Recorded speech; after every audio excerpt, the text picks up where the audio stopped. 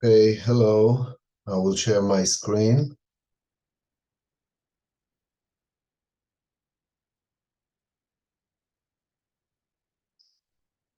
Okay. Hello to you all. My name is Elhadif. I'm from Ariel University in Israel. Thank you for having me and my colleague Dr. Edna Langenthal at this important conference where I can share with you my thoughts and reflection about research versus design intelligence. I have a lot to say, so I will rush right into the first issue. Practicing skill versus the discovery of new knowledge, a linear versus open source process. Every school questions itself periodically, review the inventory it inherited from previous generation. It should ask, what is architecture and what is its significance? How does one teach it and how does one do architecture? Why do we need to teach this or that content, and so forth? The questions of what is essential and what is secondary in the curriculum is hardly ever a purely technical question. The question often arises because of significant changes in worldview and how we perceive not just the necessity of the content itself, but also ourselves in relation to architecture. If you ask people, especially those in official position, about certain types of content, they will most likely say it is unlikable that they are unnecessary. But sometimes we do things simply because we are used to doing them, because they have become tradition, and perhaps they create a sense of continuity with the past. I think that the question is not just how much of this or that content we need, but rather what is the reciprocal relation should be between education and practice and research, and what we set up giving those relations, considering technological and cultural changes. Still, the pathway and tools of the creative act that integrate the individual and his consciousness so that his creation has meaning remain a puzzle to me. It is obvious that many lecturers wish their students to study and appreciate architecture, its inherent applicability, and the intellectual and other beauty it embodies. An architecture student acquires both professional knowledge and job skills. Most schools teach and practice more or less the same linear studio stages, even if the order and combination of years are different. In each of these stages, there is a progressive change between the time devoted to acquiring knowledge, skills, and meaning, and the time devoted, if any, to new knowledge, which for the most part we credit with the dimension of research. We could even say there is a difference between the discourse of the perception of architecture as providing solution and addressing the problem or program, and the architectural discourse that deals more with an integrative approach and thought, and not necessarily Aristotelian. If you wish, the difference between solving the problem and talking about it. There are instances in which architecture is perceived as being broader field, a means of examining things and not just constructing them. Like, for example, the reference to the house by John Hedjak, Wall House, and his fascination with the genesis of symbols, or Raymond Abraham's House Without Room, which with all the spatial concept of dwelling, or similar approach used by quite few architects who wonders about the space, about the wall, about the shelter, dwelling, or life.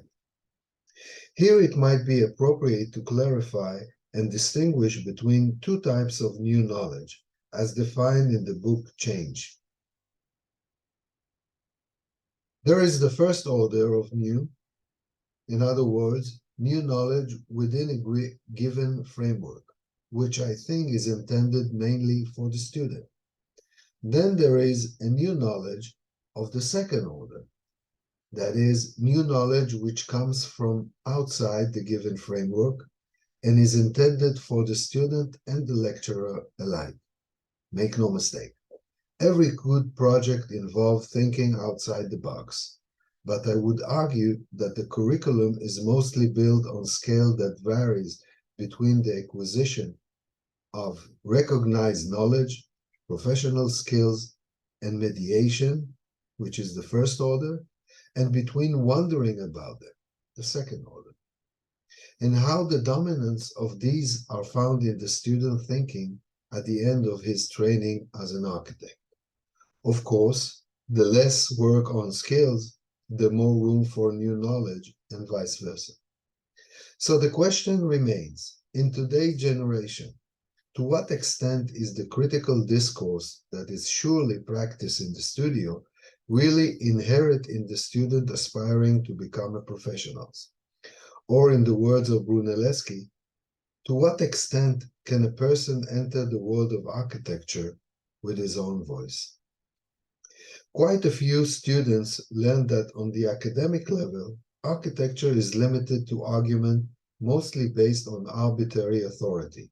That is, the lecture, and that what they are dealing with is not necessarily applicable to life outside the studio.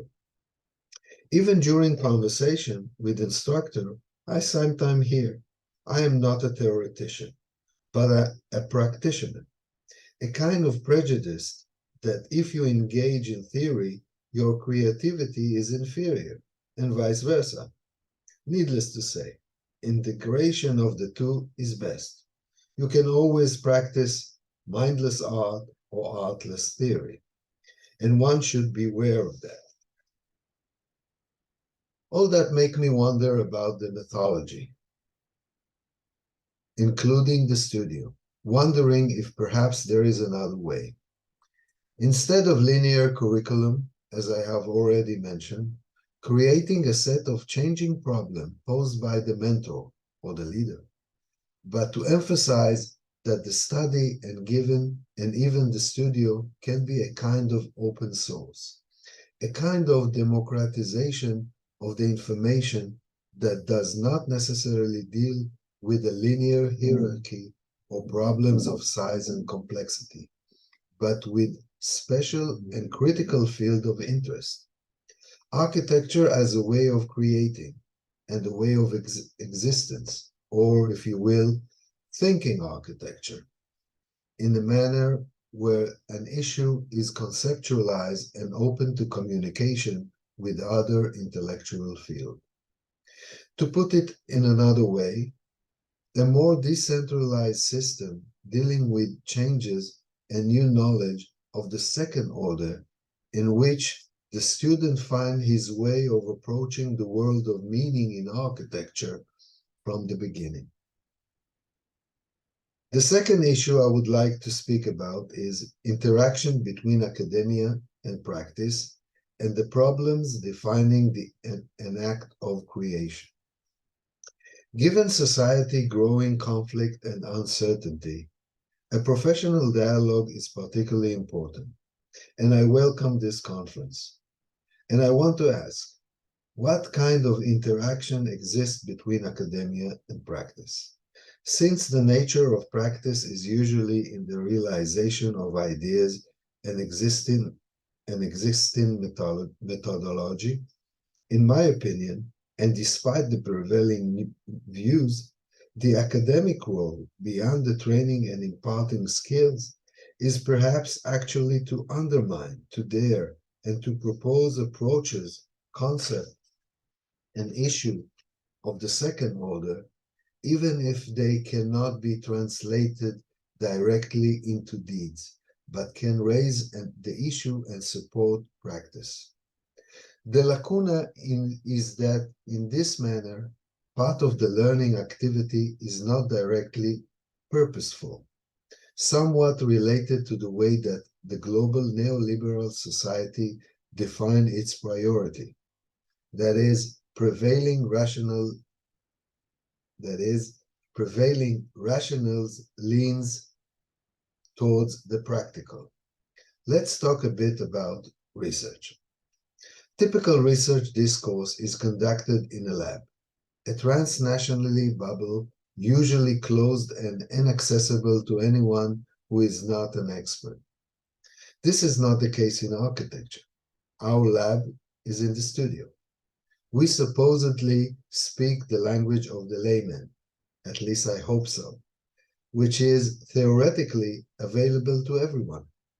But more importantly, the role we presume to play is not just expressed in the revelation of new information, but in the creation of a discourse and a product of value for society as a whole.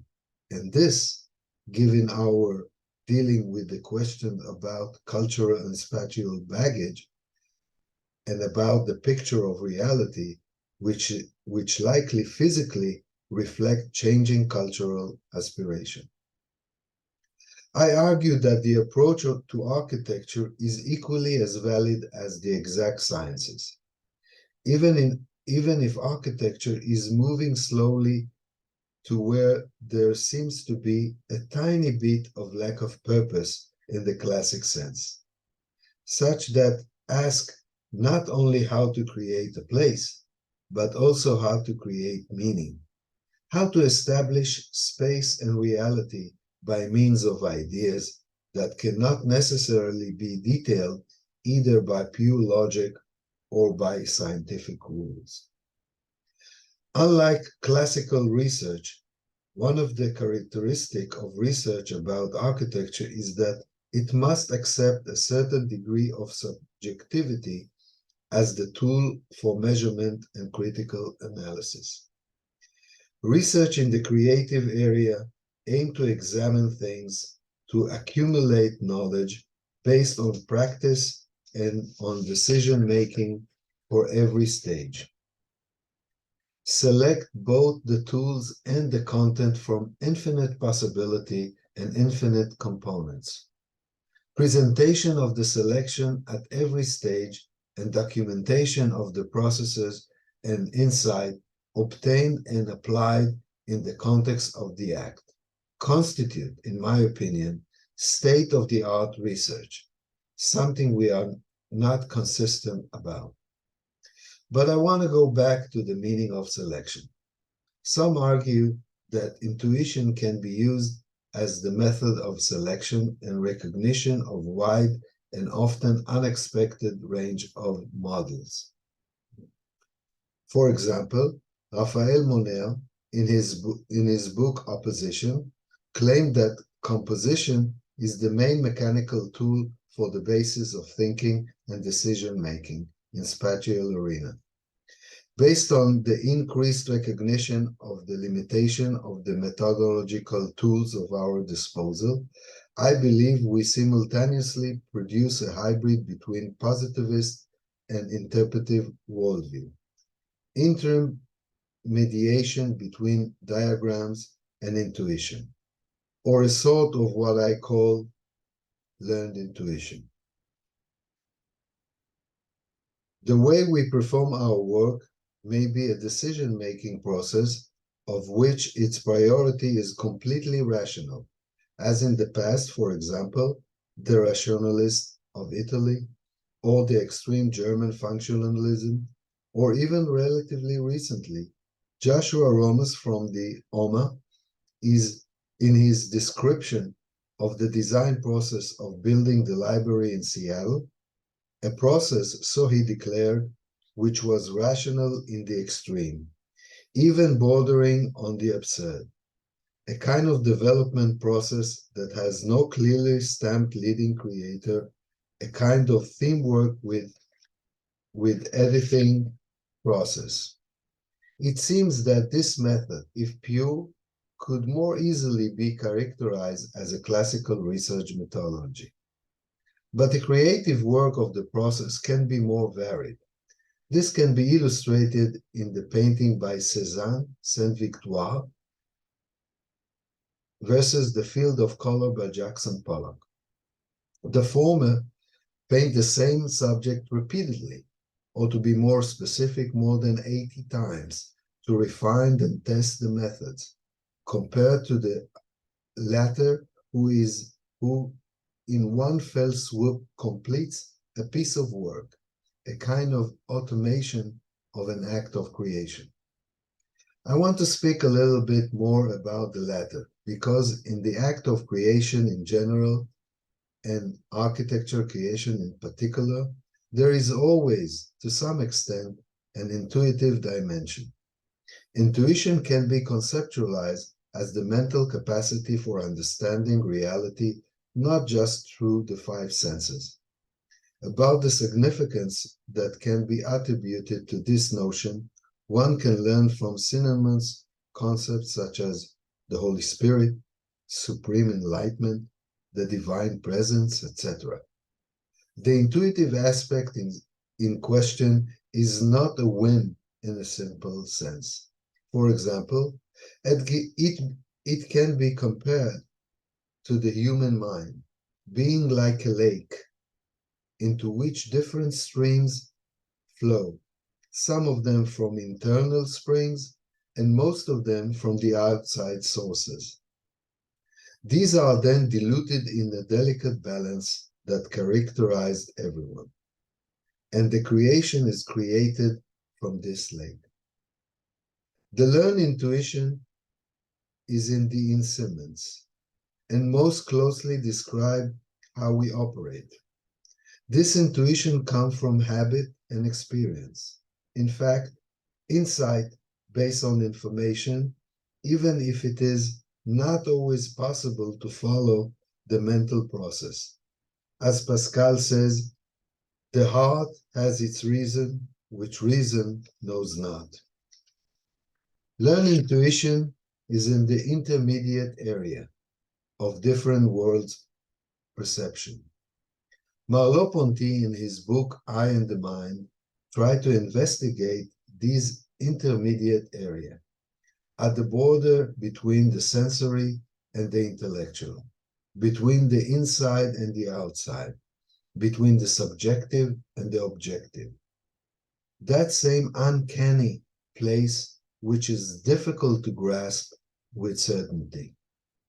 This intermediate space is a concrete field, Ponty claimed, but invisible to the eye, a place in which wonders occur, turning the world into something meaningful and substantial, where one should recognize that the occult is the integral part of the unconcealed, the visible of the invisible, if you will.